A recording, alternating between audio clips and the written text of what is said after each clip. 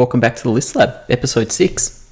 Wow, we've made it through another week. So AOS3 clickbaity title. Today we're going to talk about command abilities. Before I do that though, let's do a super quick background sort of introduction-y thing. If you're not into this sort of stuff, skip forward like probably 2 minutes-ish from here. I don't think I'll talk for much longer than that. There was a bit of scuttlebutt about, who even is this peasant after I posted my video last week. And to be fair, I didn't introduce myself in the last show. I've had a couple of new subs in the intervening week, so here we go. My name's Sam Morgan. I've been playing Games Workshop systems for the last 20 years now, probably since the late 90s, like 98 or 99. My main hobbies are playing Warhammer, which I do as often as I can. And then when I'm not playing Warhammer, probably my favourite thing to do is talk about Warhammer. So it sort of makes sense that I've set this channel up. Other things I like, include music, movies and basketball. But I'm pretty confident you're not here to hear about that. In terms of my sort of Warhammer highlights, I was lucky enough to represent Australia at the ETC, and that was like clearly the gaming highlight of my Warhammer career, so to speak. Ended up doing particularly well at that ETC. We got the highest finish for an Australian team in 8th edition Warhammer Fantasy, and I was lucky enough to snag the MVP of the tournament there, winning sort of all 6 of my games and doing what the team needed from a list play perspective. So that was really awesome. Made some really strong friendships with blokes in the Team England, Team Spain, Germany, New Zealand, who, through the events like CanCon and the Tasman Cup, I've been able to create, even new friendships there, and the rest of the UK and Canada. So I was super fortunate to be able to get over to the Czech Republic, and that was something that I'd love to do again, if life permits. So the channel might only be a month old, and that's the genesis of my struggles, my eternal struggles, it seems like, with the volume levels. But when it comes to Warhammer, I'm not some sort of flash in the pan, which is what was maybe suggested in some of the deep, dark recesses of the internet. This channel's only a month old, so how can we take anything they say at face value? I guess with the channel, what I want to be doing is detailed and accurate analysis of Age of Sigmar, the sort of the broad ecosystem of Sigmar, and also specific lists, and getting pretty detailed and techie. And news and rumours weren't part of the initial design brief. But I'm privy to some information at the moment, so I decided to share it. So that's sort of where we're at, and that's who I am. Same as last week, we'll just do a quick spoilers warning. We're going to talk about the command abilities in Age of Sigmar 3 today. And if you're not interested in hearing that information now, if you want to hold off until the book comes, if you don't think this is true, if you don't think it's accurate, just stop watching. No one's forcing you to be here. Oh boy, it's been a week. The internet is it's undefeated, man. I've had an array of responses to last week's video, and I just thought I'd share some of my favourite tropes that I've come across on the various forums. So we've got our friend Peasant here, at Farms Potatoes. Hey shill, didn't realise, can't spell, didn't realise you are such a shill. So this sort of I suppose approach to the video suggests that Games Workshop and me have some sort of understanding where I'm shamelessly promoting them, which I thought was amusing. I wouldn't necessarily characterize myself as a shill, but I do love Warhammer. So if that's what you need, then I guess I satisfy that criteria. This one's from Surf. So this guy's tends to yams. Why do you hate the community team so much? This is really bursting their bubble. Not cool.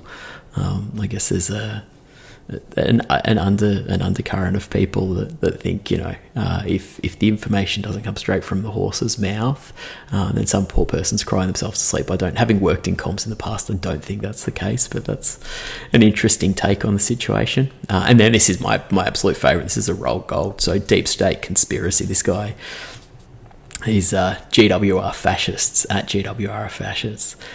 This guy clearly working for GW, spreading the information early to manipulate the community. Ignore, comrades. I think old mate Deep State Conspiracy is my favourite. The idea that I'm some sort of plant that's that like is apportioning some Dostoevsky-esque character arc to a GW thing, which the guys can't even point skinks correctly. I very highly doubt that they'd have some detailed plan like that. Like, I think it's completely reasonable to question things you hear. I think skepticism is healthy, particularly in the age of fake news and whatever else. And I'm obviously satisfied myself of the veracity of the information. I wouldn't share it otherwise. Like, ultimately, I want this channel to be an authoritative source of news and information. I'm only sharing this because I think it's true. Like, the information that I've seen, it stands up. It's from a reliable source, and I think if it comes out in the wash that some elements of this are incorrect, or I'll wear that. That's so be it. But I don't think that's going to be the case. As I say, I'm pretty comfortable with the veracity of this info. Let's just jump into this week's video. It's going to be a short one. I did mention last week I'm now 2 weeks into a new job, and we've got a lot of family stuff going on as well, so I've got only finite time to be doing hobby, and when I'm doing hobby, my preference at the moment is to get in as many games as I can, as opposed to jump on the mic. So we're going to talk about the command abilities, and we're going to talk about the changes in command abilities from version 2 to version 3 rather. So the range is being increased on the generic command abilities. Typically, we had a range of 6 inches for heroes and 12 inches for the general. That's being boosted out to 12 and 18 inches now, which I think is an interesting change. It gives a little bit more utility to some of those command abilities. My observation, and I don't know whether this is a broader issue or something, just that I've sort of seen, is people would often just use that hold your ground or whatever. What's the one called where you don't take battle shock? That often just say, oh yeah, in range of a hero. It's like, I don't know that they are, but anyway, just something that I've seen on the table a bit. The next thing around the command abilities is that not only characters will use them, unit champions can use the generic CAs now as well. So that's a really cool change. And I mentioned last week with the command points, the similarity to Relentless Discipline. And I think the champion of the Mortek Guard, the Hecatos can already sort of do this in OBR. So hopefully we'll see some buffs for OBR across the board, because if they can't access generic command abilities, and that's maybe inclusive of the charge reactions, and they don't necessarily even have shooting. Like, I hope that there's something by way of an errata. Obviously, I haven't seen all the information. I would anticipate when you're bringing in rules changes across the board that you're also going to see some errataing of existing units, and that probably feeds into this next one, which is around there's a new command ability +1 to hit. I've already mentioned the ranges of 12 and 18. That would make this new command ability. It would supersede the one in Drakey Ganeth for Daughters of Cain. So why would you use your sub-faction command ability, which only affects like Sisters of Slaughter and Witch Elves, when there's a generic one with better range? So I would anticipate you're going to see some sort of change there, whether it's for Daughters, it might be something like all units within range, or it might be like 36 inches or something along those lines, just to entice you to actually use the sub-faction ability. But it wouldn't be the first time that a book has dropped, and then that there are core rules or other rules that sort of make that rule irrelevant or in very much in the margin. So that's it for the command abilities. 3 changes there. I think they're all pretty interesting, and they're obviously going to have an impact on the game. I'll just quickly give some shout outs. So the first shout out I want to give is to TGA. Someone messaged me during the week, and they were like, oh, have you seen the commentary on TGA? And I was like, oh, well, I don't even know what that is. What's TGA? And they said, oh, it's a forum. I was like, what? A forum? Like, what's that? The Robin Williams GIF. What year is it? It's 2004, guys. I haven't used a forum for forever, so good on you guys for having a community over there, and good on you for talking about Age of Sigmar. It's really cool. I did manage to sneak on over and have a look, and I thought some of the questions and comments were quite interesting. And I think probably the hobby section there is the one that I'd be subscribing to if I was going to join up.